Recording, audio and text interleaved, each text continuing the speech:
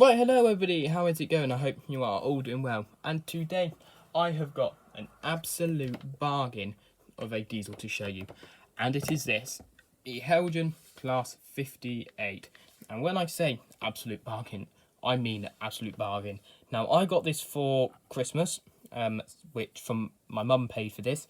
And she bought it from a place called MT Games and DVD Exchange, which is a shop in Weston-super-Mare, and we got that whilst we were on holiday. And like I said, £75, absolute bargain. And they sell a lot of stuff. They do sell games, but they also sell Hornby and Airfix and Lego and all that sort of stuff. Now, I can't currently find this in Heljan's range, so I don't know if they do it anymore. But a new company or brand from Bachmann called EFE Rail are taking in models from manufacturers and re-releasing them with updated or better items like mechanism or detail.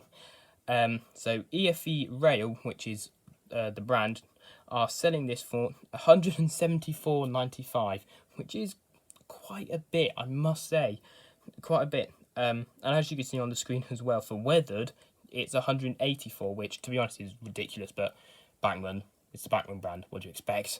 But if you go on to retailers like Rails of Sheffield, they've got it for £148.70, or the weathered version, £157.20. And that is a very big reduction from 174 to 148. That's nearly £30, just under £30. It's like 20 something pounds, which is a very good reduction, I think. But anyway, we're going to take a look on the edge of the end of the box even. As you can see, it says Class 58, item 58271, the running number 58016, EW and S, or English, Welsh and Scottish, and then railways would also be there, and Olivia's Trains. Now, I'm not sure why it says Olivia's Trains. I think these were produced exclusively for Olivia's Trains, but you can get them anywhere, which is a bit confusing. And also you can also say, see it says 8-pin DCC. So there isn't anything else on the box. I'm going to get it open, push that end out, pull it out, there we go. Then we're going to take the blister pack out, and obviously as you can see we have some instructions. So I'm just going to pop that to one side and have a look at these instructions. So you can see it says Class 58, item 58201 to 58271, exclusively made for Olivia's Trains, which obviously is a bit confusing. And it gives you some brief information on the engine. And what I like to see is it says a powerful 5-pole motor and heavy die-cast chassis ensure haulage capacity. Fantastic. So a brilliant motor, and I'm pretty sure it has flywheels, but we will be able to check that out. Obviously here we have a parts list for the Class 58, and what I can see is what looks like the motor down here, and it looks like it's got two very chunky flywheels attached to it. That is fantastic. Also, I will take a look. So it says a 5-pole motor and what looks like two very chunky flywheels. That is brilliant. On this side, you can also see information on fitting the accessories, which there are accessories already fitted to the loco, which is a bit confusing. And I don't think they were fitted by the previous owner. I think they were fitted as standard. Obviously, and then it shows you the Indie decoder, and on the back, just some other information and some brief history on the Class 58. If you want to read that, feel free to pause the video, but obviously there will be description or information in the description down below. So we are going to get the model out of the box in a moment. Let me just sort this lighting out. There we go. Put the instructions up there, and let's get the actual model out. Take this sleeve out, and this is not going to be the nicest of noises. Yeah, it's not the best of noises, so we're just going to lift that off, lift this bit of plastic out, take the model out, put the plastic up there, but we can also see there is a detail pack on the underneath, which I forgot about.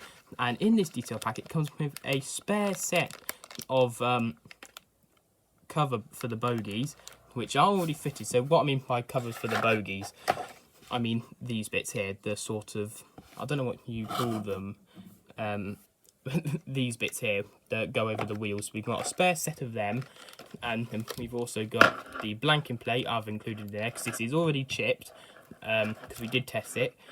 Blanking plate and what look like, well, in fact I don't know what those are, those bits there, not 100% sure what they are, but anyway, as you can see, this is a really stunning engine. Just get the torch and move along. The detail is really nice and the livery is captured fantastically, but we're going to put this down and have a closer look at her detail.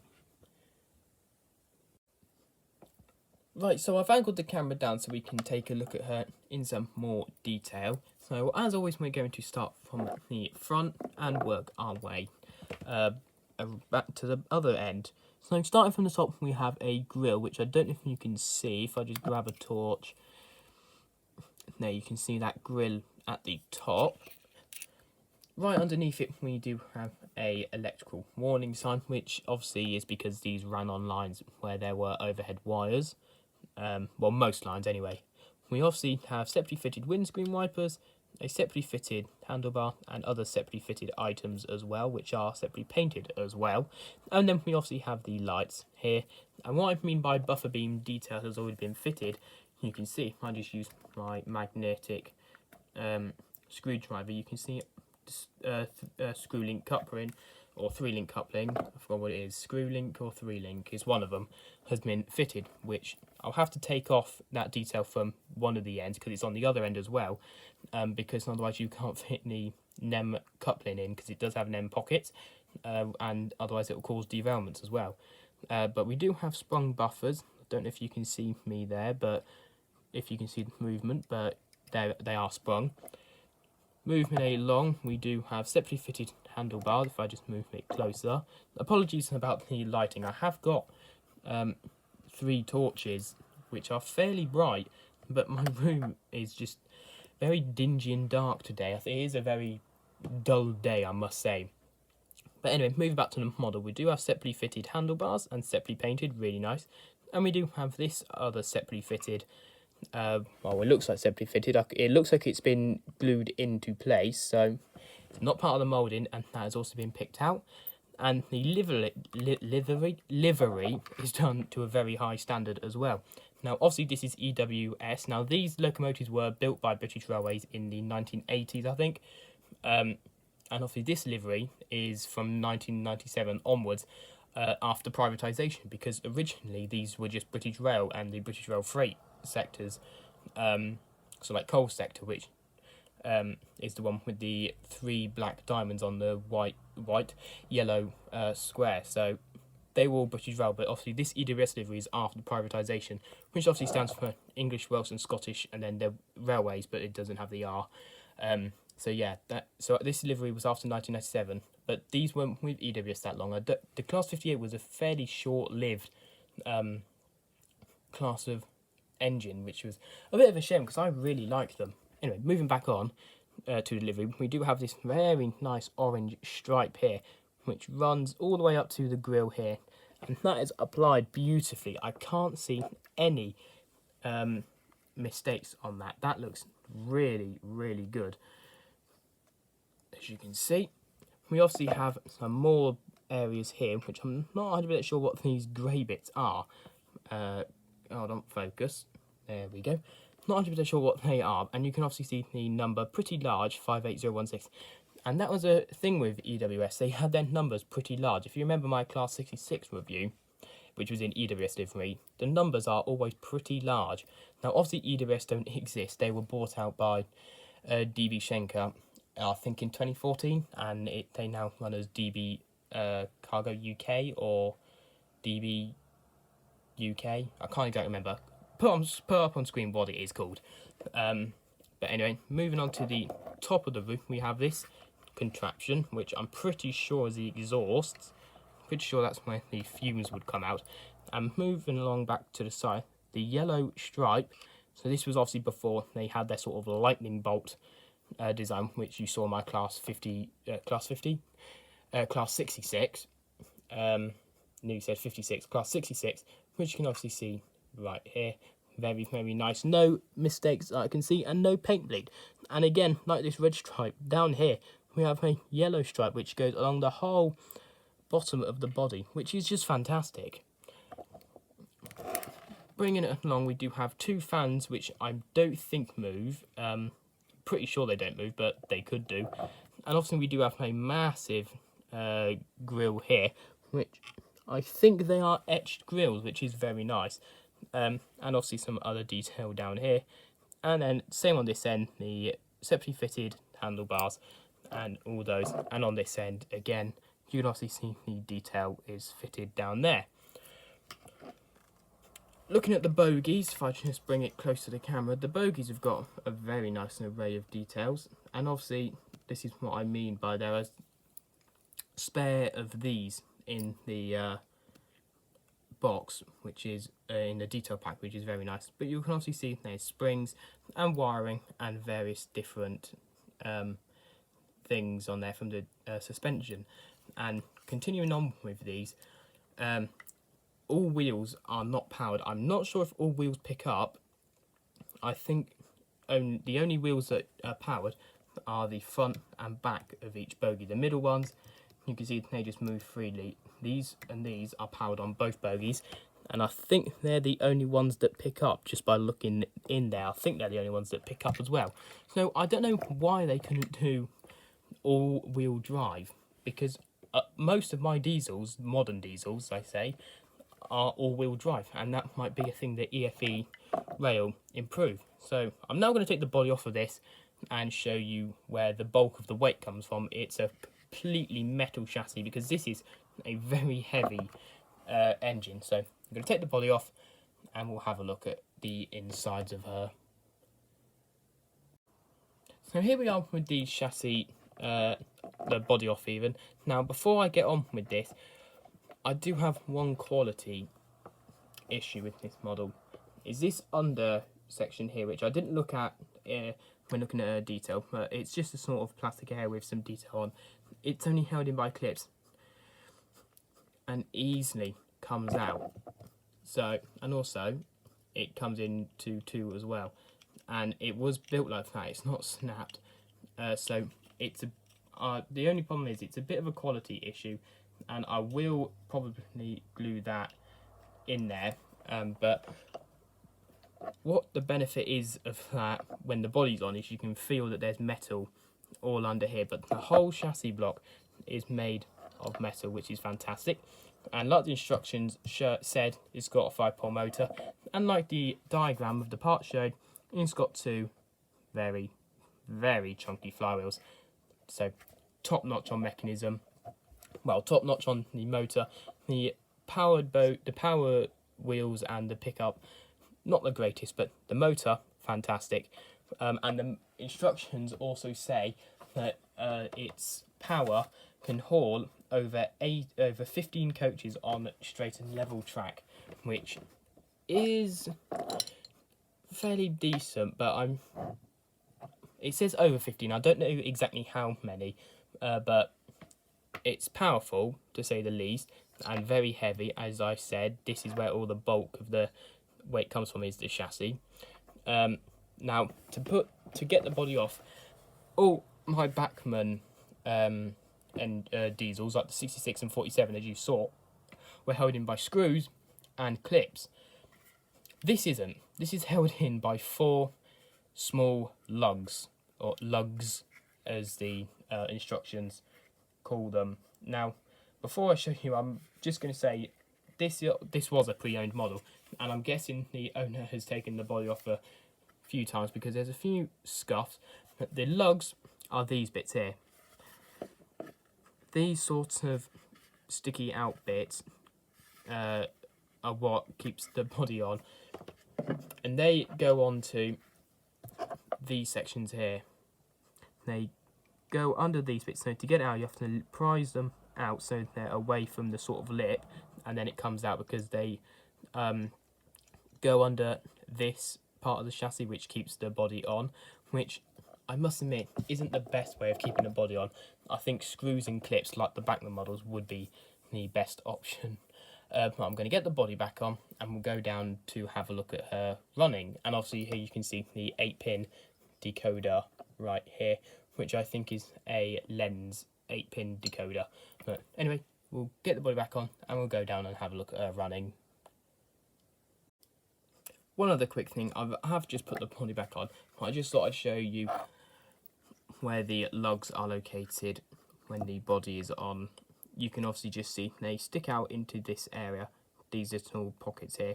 So you just have to prise them away by pulling out like that, and you need to have a bit of patience, but it will soon do that and come off. And I'm just going to put this back on off camera, but like I said, down to the railway to see how she runs. Right, so here we are down at the railway, and as you can see, she is just in shot. And as always, we are going to do the slow speed test over the points to see how well she does a slow speed and whether she cuts out some. Just very gently nudging the controller up. There's a humming noise, and there she is moving.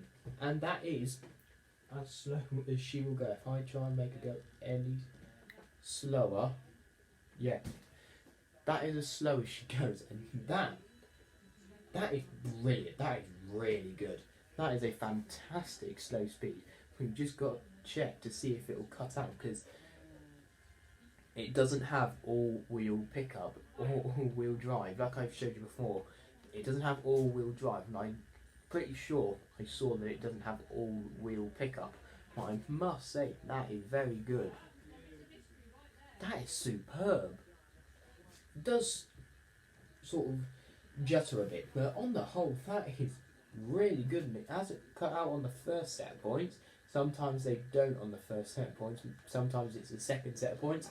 So we're just going to see. But that is fantastic. That is one of the best slow speed crawls I have ever seen. This is fantastic. Really, really good. So we're going to speed her up just a bit more so we can get her moving. So as you can see, even though she doesn't have all-wheel pickup, she runs beautifully over those points. No cutting out. And as you can see, at slightly faster speed, she is as smooth as anything. She is really smooth. And you can also see the lights working perfectly fine as well. So I'll see the front, white for the front, and then red for the back. She's running really, really well. That is superb. Superb performance. That is top marks, I think. But just going to switch the points now to see how she can manoeuvre points. And I must admit, she doesn't like the inside trackers that much. That's backwards. I did try her on running on the inside track, and she didn't really like it. Her bogies didn't like the tighter curves, but we'll just see if she can manoeuvre the points first off, which is looking like she can. Did clip the gate for the crossing, but looks perfect. I can't fault this. I really can't fault this. I don't think this Class 58 has any faults. Fantastic slow speed, can manoeuvre points, doesn't cut out, really, really smooth. This is fantastic. If I just switch the points again and have it at a slightly faster speed, she is super smooth. Like, that is fantastically smooth. Just look at that. That is brilliant. How smooth is that? Top marks. But anyway, we're going to continue round and hook up to her train, which is, I must say, pretty large. So here we have the Class 58 just coming round the corner, about to hook up to her train, which, as you can see, is a very, very long one. It stretches all the way around to the other side of the railway, and the reason it is this long is there was going to be a train on the inside track, and I was going to use my other EWS liveried loco, the Class 66, but it doesn't like the inside track because it is a very large loco and likes to derail. But anyway, I've just stopped the engine here, and as you can see, the couplings on the Heljan Class 58 are the more modern NEM very slim couplings, which are much better than the old Airfix style D-shaped tension knot couplings that are on these old Hornby Railroad wagons. So, but they does hook up fine, as you will see. The coupler from the Hornby Railroad truck goes in, but the one from the NEM coupling doesn't, which is a bit annoying because the couplings are different, but in testing it has ran fine. I have tested this before, and I know that the weights in this engine really helps. Really helps the performance, as it can really pull this brilliant length of train, and the camera keeps going out of focus. Bit annoying. Anyway, so continuing on, let's get her moving. So like I said, she will just be running on her own, sadly. She won't be having a train on the inside track, but because of that we can run her with a lot more wagons and show her power. So I'm going to keep it at that speed, and as we normally do, I'm going to do some various alternative angles, some various alternative angles with some music. So I'll start them once the full train comes around, but I do hope you enjoy them.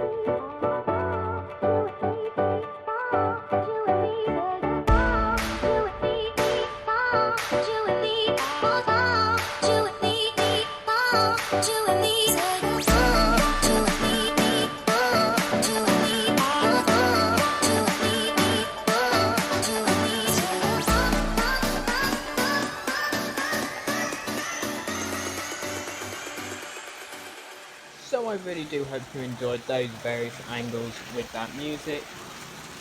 And as you can see, she is a really, really nice model. Very, very good. Certainly worth the £75 that this one cost, but I'm not sure what the RFP, but judging by EFE Rails RFP, I don't know if it's worth that much, maybe not even what Rails of Sheffield or other retailers are pricing it, but what I paid for, I'm very pleased with it. But obviously I'm going to base my ratings on the current RRP that it's about, which will have to be the EFE Rail because obviously they've taken the tooling from the Heljan class 58, as Heljan aren't making the class 58 anymore. It will be an EFE rail loco, so it'll be interesting to get an EFE rail loco to compare them. That could be something I do, but for now I'm quite happy with my Heljan one. So I'm going to conclude the video in a moment, but first off, here are my ratings of the class 58 by Heljan.